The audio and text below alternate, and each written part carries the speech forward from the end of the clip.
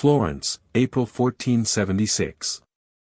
One sheet of paper, saturated with the poison of envy, falls to the bottom of a wooden box to change the history of mankind forever or end it right here. He's 24. He is accused of sodomy, a crime that in this city is punishable by pillory, exile, or slow death at the stake. In these seconds, the greatest mind in history is locked in a stone bag, awaiting the verdict of the crowd. An anonymous denunciation mentions his name among those who indulged in forbidden pleasures.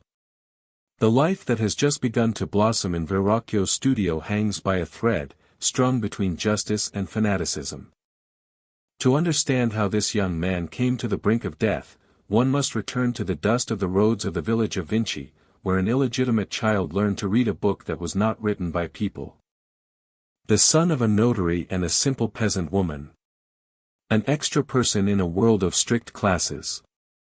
The doors to universities are closed to him, he is forbidden to study law or medicine, he is a man without letters, a bastard who is not even entitled to his father's last name. While other children are cramming Latin verbs, Leonardo is studying the anatomy of rocks and the mechanics of river eddies. Nature does not judge him for his origin, she becomes his only and most faithful mother. His father takes him to the city not for education, but for a craft. The notary Pierrot does not know that he is carrying in his train a man who will soon make kings bow their heads before the power of pure intellect. Verrocchio's workshop is a cauldron where art and engineering melt. Here Leonardo is just an apprentice, the one who must grind pigments and sweep the floor, but his eyes see more than the rules allow. When Verrocchio instructs him to complete the figure of an angel, disaster occurs for the master and triumph for the student. Leonardo's paints don't just lie on the canvas, they breathe, they create a space in which the air itself is visible. Legend has it that the old master gave up painting forever that day. He realized that what grew up next to him was not just an artist, but a creature of a different nature, capable of capturing the elusive. He spends his meager earnings to give freedom to those who can do what he dreams of most, to fly. He looks at their flapping not with the delight of a poet, but with the cold calculation of an engineer, recording each inclination of the wing in his notebooks. He begins to hide his thoughts. Mirror writing isn't just a left-handed quirk, it's a shield. He knows that a world that can throw you in prison based on an anonymous denunciation is not worthy of knowing all its secrets. After his acquittal in the Saltarelli case, he is no longer the open young man. He understands, Florence is a city of gossip and frozen forms, and he needs space and power to turn his visions into steel and stone. He decides to take an adventure. He writes a letter to the Duke of Milan, Ludovico Sforza. In 10 points he describes himself as a genius of war, creator of armored wagons, destroyer of fortresses and builder of canals.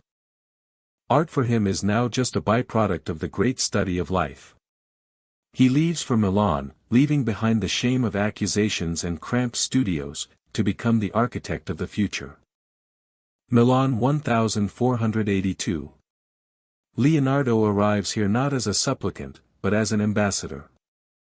In his hands is a silver lute, which he himself cast in the shape of a horse's skull. He knows that in order to conquer a tyrant, he must first surprise him. The Duke needs guns, not music. But Leonardo understands the rules of the game. He will play the role of a court magician, organize luxurious feasts and masquerades, so that in the silence of his chambers he can design death machines capable of turning Milan into an impregnable fortress. He draws chariots with scythes that can cut enemies in half, and armored vans, the grandfather of modern tanks. In his mind, war is a mathematical problem that must be solved in the most elegant way. 7 meters high, 70 tons of bronze. Sforza's great horse is intended to be a monument to the Duke's father and a personal triumph for Leonardo. He spends 16 years studying the anatomy of horses, turning the workshop into a stable, and the stable into a scientific laboratory. While Milan sleeps, Leonardo descends into the world of the dead. He autopsies the body of a 100-year-old man who has just died peacefully. He is not looking for the soul, he is looking for mechanics, how blood flows, why blood vessels age, how the pump we call the heart works. He was the first in the history of medicine to describe atherosclerosis and cirrhosis of the liver. For him, man is the most complex and perfect machine created by God. He sketches the valves of the heart with such precision that science will not be able to replicate for the next 3 centuries. 1495 Sforza demands a masterpiece. The Last Supper. Leonardo hates classical fresco, it requires speed, it does not forgive thinking. But he can't draw quickly, he must see every breath of his heroes. The priory of the monastery is furious. Weeks pass and the wall is almost empty. Leonardo answers them, the greatest geniuses work the most when they do the least. He is looking for faces. He looks for betrayal in the features of Judas and divine sadness in the face of Christ. He is looking for Judas among the murderers. He believes that vice leaves a physical mark on a person. In the end, he finds him, a face full of bitterness and hidden greed. This is how the most dramatic moment in the history of painting is born, the second when the fateful, "One of you will betray me," sounded. This is not a frozen icon. It's an explosion. Leonardo captures the shock wave of words. But he makes a fatal mistake, he uses an experimental composition of paints, mixing oil and tempera on a dry wall. The paint begins to die and crumble before the artist finishes the job. 1499 The French enter the city. The dream of the great bronze horse crumbles to dust under the hooves of the invaders. Sforza flees, Leonardo loses everything. 10 years of labor are turned into targets for the exercise of French archers. He's on the road again. Now he is a military engineer in the service of Cesare Borgia, the most dangerous man in Italy. He draws maps of cities from a bird's eye view, although he has never taken to the air. He sees the world through the eyes of God. He returns to his hometown to begin work on a portrait of a silk merchant's wife. He does not yet know that this small board will become his curse and his immortality.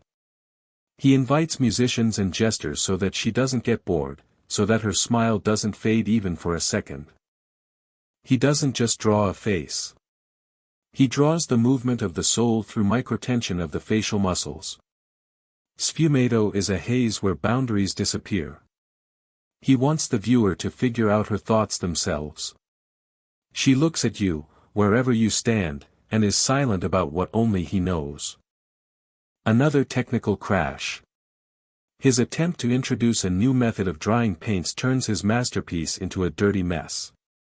His eternal rival, the young and daring Michelangelo, openly laughs at him in the face, calling him a loser who is not able to complete the job. Humiliated in art, he seeks revenge in the sky. He believes that man can fly. He entrusts his dream and his life to his assistant. The first flight of the great bird will fill the world with wonder, he writes, looking into the abyss. Fall. Blood on the grass. Another dream broken by the laws of physics. He writes a dry phrase in his diary, "I didn't find what I was looking for." There are no tears in these words, only cold recording of data for the next experiment, which will last the rest of his life. Rome, 1513. The city is suffocating from ambition. While Raphael is painting the papal chambers, and Michelangelo is fighting with a stone in the Sistine Chapel, 60-year-old Leonardo feels like a ghost at someone else's holiday. This man will never finish anything. Dad says. He is annoyed that instead of portraits, Leonardo studies the composition of varnish and botany. Rome does not forgive slowness, and Leonardo no longer wants to rush. Here, in the shadow of the papal court, he creates plans that could give man power over the ocean. Diving suit, breathing tubes, leather airbags. He is on the verge of discovering a whole world hidden under the water. But he stops. It is not the complexity of the task that frightens him, but the nature of people. He writes, I will not publish this because of the evil nature of people who would begin to commit murder at the bottom of the seas. The greatest inventor becomes the greatest censor to save humanity from itself. Loneliness becomes his only companion. His ideas are too big for an era that only wants beautiful walls. He feels that time is slipping through his fingers, like sand in the hourglass that he so carefully sketched. When an invitation comes from the French king, it's not just a job, it's salvation. Francis I does not want a servant, but a father. He wants to possess not the paintings, but the very mind of Leonardo. He takes his secrets from Italy. Over the mountains, to cold France, he carries the smile of a woman, which he wrote for 16 years, and thousands of pages of notes that no one should read ahead of time. Here, in Clos-Lucay, he finally finds peace. The king calls him the first artist, engineer and architect, but most often they just talk for hours about philosophy, the movement of the stars and the structure of the human body. His latest wonders are toys for the king.